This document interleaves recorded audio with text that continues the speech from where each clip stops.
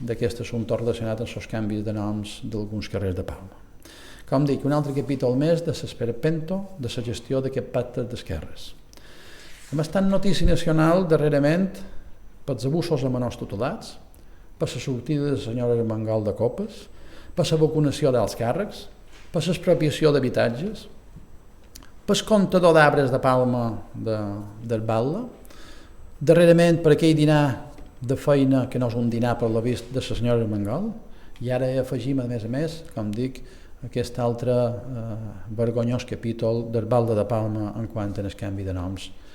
de carrers.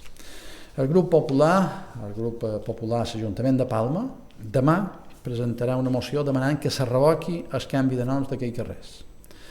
Demanarem també que qualsevol canvi de nom de carrers hagi de passar pel ple de l'Ajuntament, cosa que no s'ha fet en aquell moment perquè s'ha executat sense l'aprovació de la Junta de Govern ni del ple.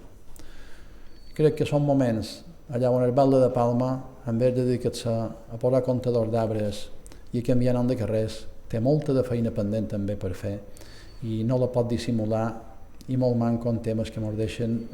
realment avergonyits davant tot Espanya.